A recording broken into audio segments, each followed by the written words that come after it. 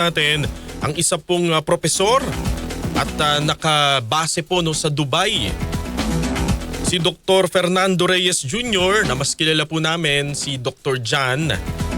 Siya po ay Associate Professor at Program Head for Media and Communication ng Westford Education Group sa University of Greenwich, dyan po sa United Arab Emirates.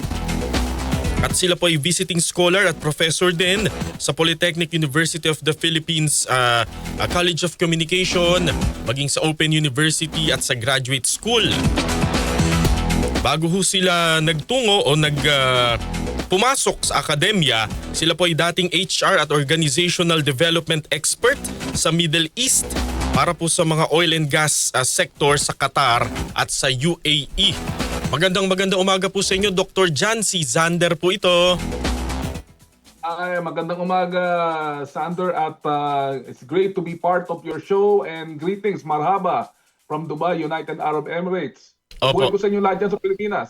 Opo, ngayon po ay alas 16 ng umaga dito sa Pilipinas. Anong oras po dyan, sir, sa Dubai? Ngayon sa Dubai ay around 2:15 in the morning. Opo, maraming salamat po sa hindi pa ho pagtulog para po amin kayong makapanayam at kami po ay humihingi na po ng dispensa. No? Dapat po sana oras na ng inyong pahinga. Okay lang po yun, sir. And it's an honor to be part of your show. Finally. Opo. Si Sir Jan po ay aming katrabaho po no, sa Polytechnic University of the Philippines. Although hindi pa kami nakikita ng personal kasi kasi po online class, 'di ba no sir, online class. Online tayo ngayon eh. Opo. Ilang taon na po kayo sa Dubai, sir? Actually, nagsimula ako sa Dubai noong 2014. Bali, nag-work ako sa pinakamalaking oil and gas industry dito.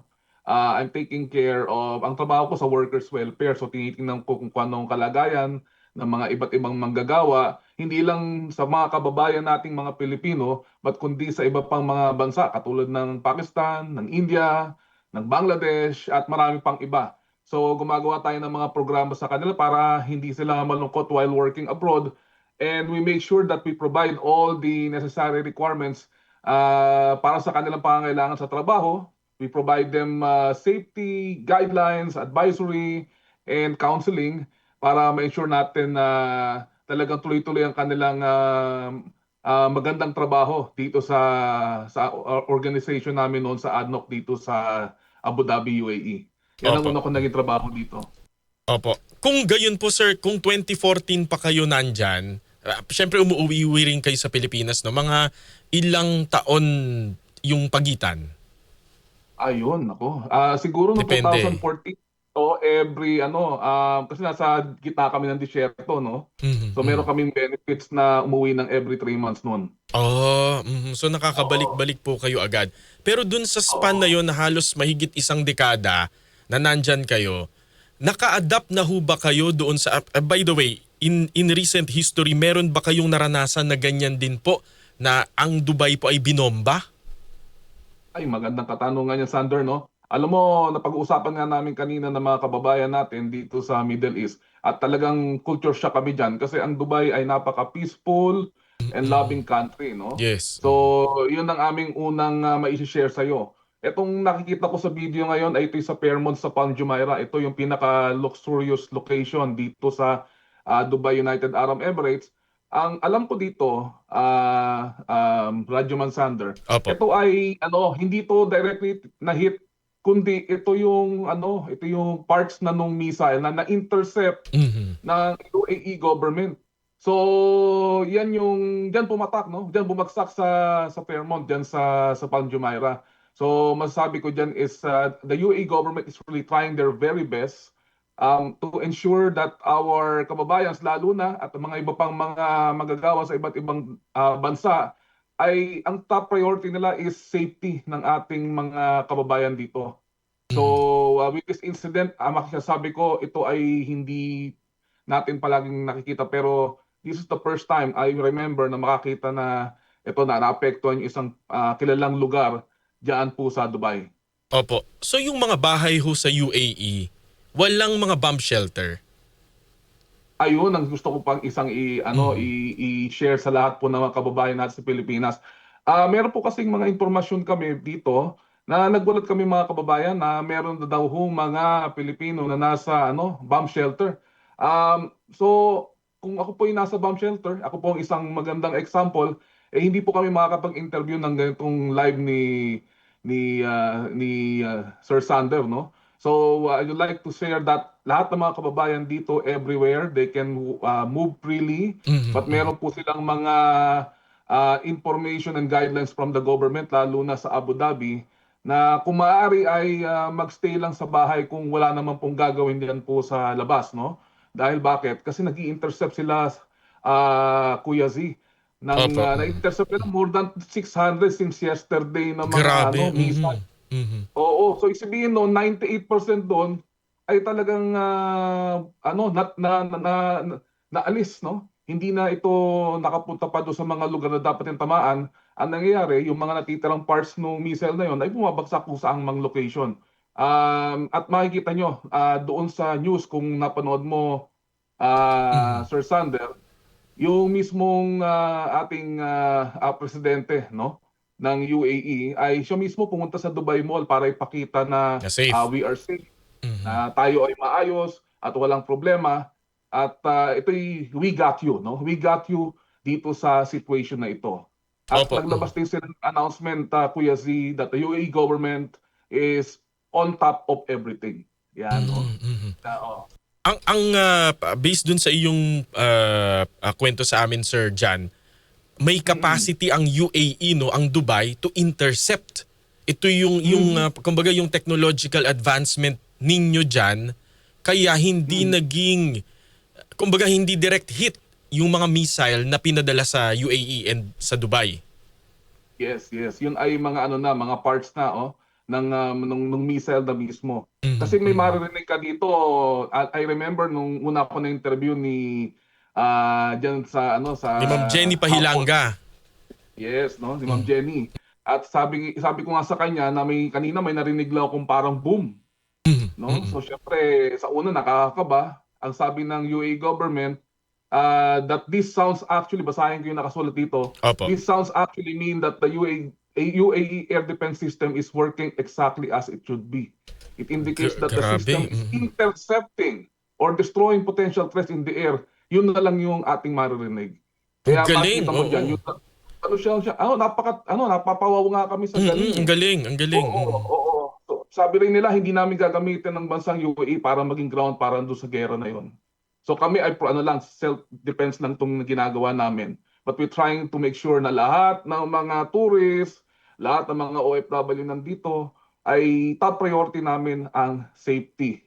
At we are ready at the highest level, and we possess the capabilities and defense and armament system, including those manufactured domestically, to defend the territory of and its people at the United Arab Emirates. Yan, no? So yan ang sabi ng gobyerno dito sa UAE. Oo, ang galing, no? Kumbaga, dahil siguro po mayamang bansa, kaya ho nilang depensahan yung kanilang sarili laban nga dito sa pambobomba galing sa iba pang mga bansa rin sa gitnang silangan. Pero, so, based po dun sa inyong kwento, doon sa inyong at least a decade po ng stay sa Dubai, yung wala kayong naranasan na ganito kalala in the past history. Ibig sabihin po, hindi po kagaya sa Iran and Israel na ang mga bahay meron pong parang built-in na bomb shelter. Diyan po sa inyo wala.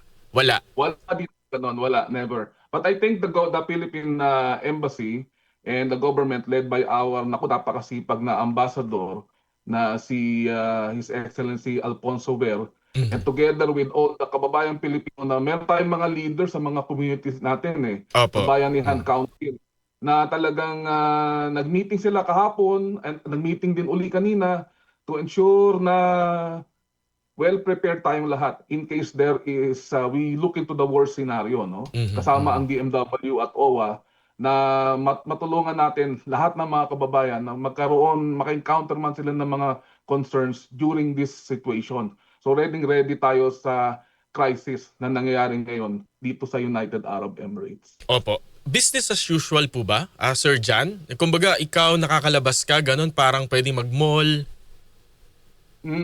Ayun, actually nagkape nga ako ng isang gabi na nang dami nagme-message sa akin, lalo na yung mga kasama natin sa PUP, take care, lalo ng mga estudyante natin na Opo. are concerned.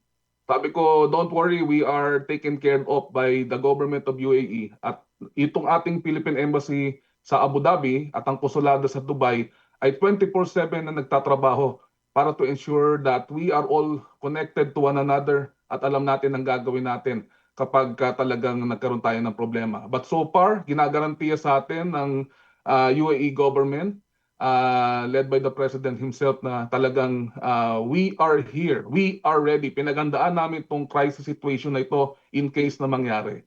Ayan. So that's why they have all the capabilities na maprotektahan ang bansang United Arab Emirates. Opo. Sir, would you know kung may mga namatay o nasugatan dun po sa pag-intercept ng mga rocket po ng mga missile?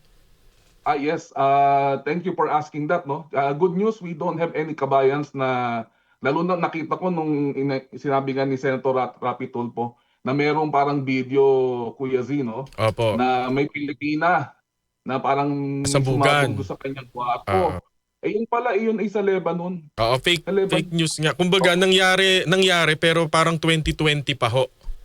2020 pa. Dito, what I heard, meron tayong kasama na ibang mga lahi na naapektuhan, hindi dahil doon sa direct missile, pero doon na sa mismong parts. I think there's a Pakistani, Asian national, I think it's Indian, that's what di umano narinig ko, no? Opo. So, Opo. but wala po tayo, just to share sa lahat ng ating kababayan na Pilipino na naapektuhan po nitong sigalot, no? Between Iran at saka ng Amerika. Israel.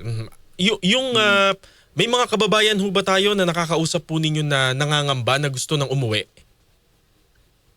To be honest, parang wala yata ako nakikitang gano'n. Kasi iba rin yung balita na naririnig ko. Nung nagkikantuhan kami, Opo. meron ba talagang gustong umuwi?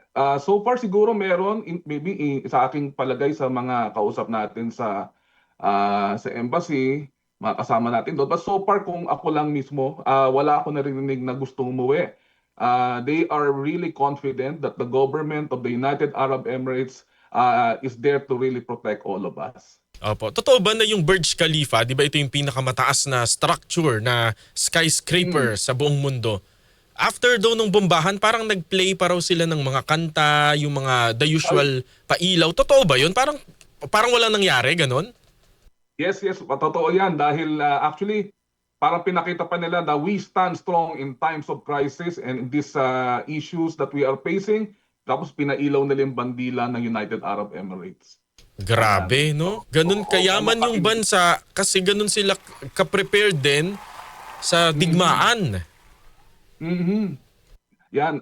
To be honest, talagang ganun ang aming talagang second home namin itong UAE, Kuya Z. Kaya talagang we are really proud that we are here at the United Arab Emirates, particularly sa Abu Dhabi at Dubai. At they ensure that we are all taken care of, no? So yan ang mga sasabi ko. Particularly, meron tayong mga grupo ng mga kababayan natin, as shared earlier, led by Philippine Ambassador Bear, yung Bayanihan Council. Isa yung group ng association sa Abu Dhabi Opo. who are leading different organizations sa mga iba't ibang areas ng United Arab Emirates.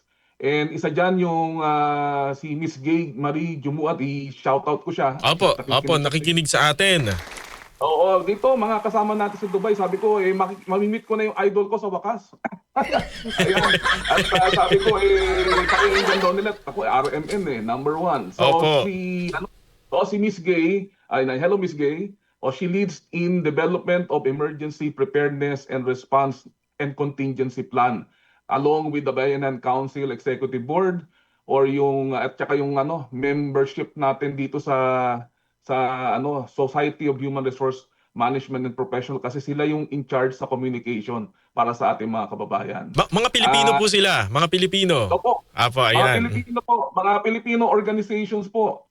At yan po'y led ng ating kasama na si Kabayan Architect Woderick Pareha, the Chairman of Bayanan Council Abu Dhabi, at si Sir Kabayan Ronnie Reno Meron. Ayan, no? So sila po yung talagang makita nating mga leaders nating mga Pilipino na we really work hard. At matutuwa ka dito, Kuya Z. Opo.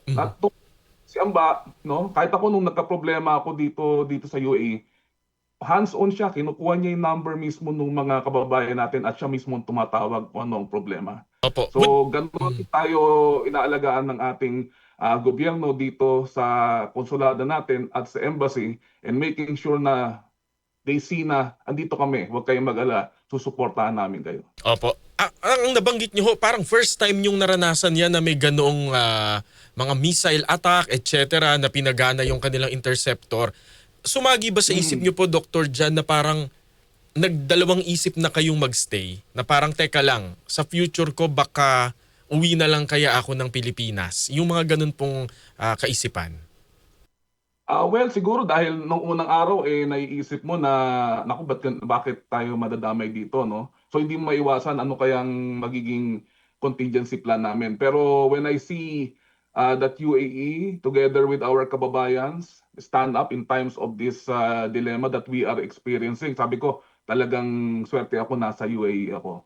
So hindi ko na naisip talagang bumalik sa Pilipinas, but all of us, no, those people that I know, they decided to stay, yan, no, and they will Opo. work hand in hand with the government as ito yung aming second home, itong UAE mismo, na Opo. talaga nag-alaga at nagbigay ng magandang future sa ating mga kababayang OFW. Yung pamilya po ninyo dito sa Pilipinas, ano ho ang kanila pong reaksyon nung nalaman po na ganyang may mga pag-atake rin sa Dubai?